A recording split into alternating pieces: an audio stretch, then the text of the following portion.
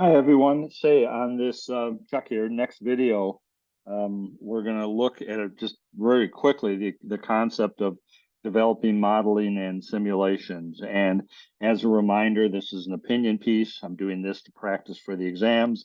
Wanted to share this with you if it helps your studying, but as well, we're not using any ASEM PowerPoint, so this is strictly an opinion piece.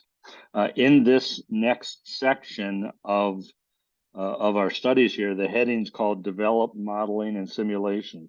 We talk about why we do it, but we don't talk a lot about what is it when we develop modeling and simulations. So we're trying out different models and simulations so that eventually we can analyze what our potential alternatives are and as well do the cost benefits and everything else and determine what's the path to go. But in terms of developing models and simulations, what I would tell you would be, we've done this as is geographic mapping and processes already of where we're doing things today. Now we're like, we identify areas where we think there might be problems, say, well, if instead of doing this, what if we do this over here? Or instead of this, we do this up here. We kind of adjust the models and simulations a bit so that we have some different ways to think about how we're going to do things.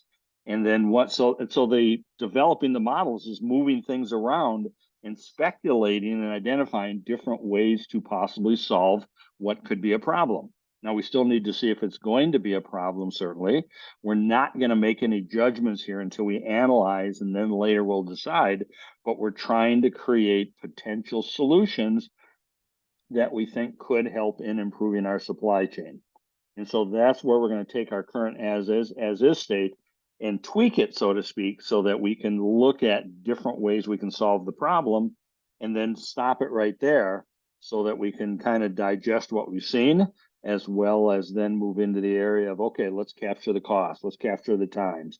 Are there any loopholes, and what are the challenges and possible defects, and all that analysis so we can do a business assessment on whether or not it makes sense to pick one or the other. Okay, so let me read with you the comments they're saying at the same time, just a couple of them here.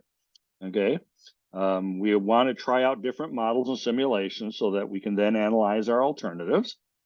We're trying to prioritize and estimate the amount of work to get to the root cause, thresholds and segments, etc. But the goal of all this is to develop a set of problem statements where each problem statement will group various disconnects together so that the set of related issues can be resolved in a single project. So one project solving all. So when we talk about the develop a set of problem statements, we're looking at all those processes and saying, golly, this one here, this one here, this one here, this one here, they all share the same challenge of information not looping back to sales, perhaps. That could be the problem. And so we're going to try out different ways to solve that. And these four can benefit from the same thing or the same solution possibly. And then we're going to, if once we group those, then we can go into the analysis or analyzing process to figure out which of those three or four possible solutions make sense. But it starts with creating that map and then tweaking things around, moving them around for possible solutions, grouping things together that, hey, these four can work together from a solution standpoint, and then do our analysis to see if that makes sense. And that's what this section is really talking about here.